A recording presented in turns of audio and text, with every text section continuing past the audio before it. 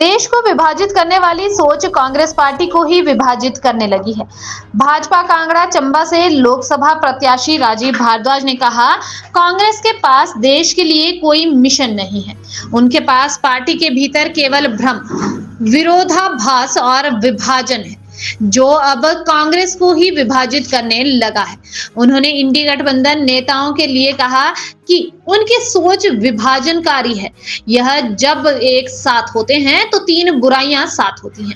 यह लोग सांप्रदायिक, घोर जातिवाद व परिवारवादी हैं।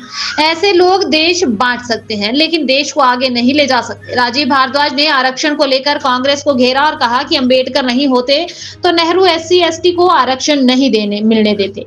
नेहरू ने मुख्यमंत्रियों को चिट्ठी लिखकर इसका विरोध किया था। नेहरू ने लेकर राजीव गांधी तक इस परिवार के जितने PM हुए सभी ने आरक्षण का विरोध किया। कांग्रेस ने गरीब, SC/ST, OBC, महिला, हर किसी वर्ग को धोखा दिया। इसलिए आज उनके पास सिर्फ एक ही वोट बैंक बचा है। ये लोग एक वोट बैंक को खुश करने के लिए धर्म के आधार पर आपका आरक्षण छीनकर जिहाद वालों को देना चाहते हैं। कांग्रेस का शाही परिवार टुकड़े गिरोह को पाल पोस रहा है।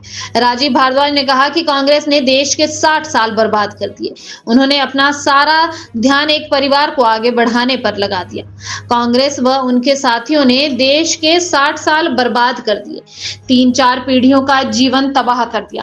कांग्रेस, राजद व उनके साथियों ने गरीबों को तरसा कर रखा। उन्होंने प्रधानमंत्री मोदी की टिप्पणी 10 साल तो पिछली सरकारों को गड्ढे भरने में बीते का जिक्र करते हुए कहा कि प्रधानमंत्री मोदी का पिछले 10 सालों में बहुत लंबा समय पिछली सरकारों के गड्ढे भरने में लगा।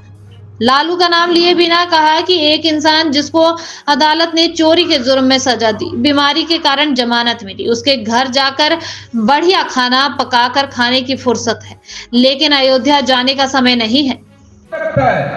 सबको लगता है यदि देश का भविष्य किसी के हाथों में सुरक्षित है, देश की सुरक्षा यदि किसी के हाथों में सुरक्षित है, देश का स्वाभिमान यदि किसी के हाथों में सुरक्षित है और देश की छवि विश्वव्यापी बनाने के लिए यदि किसी के हाथों में सुरक्षित है, वो केवल केवल केवल नरेंद्र मोदी और भारतीय जनता पार्टी के हाथों में सुरक्षित है।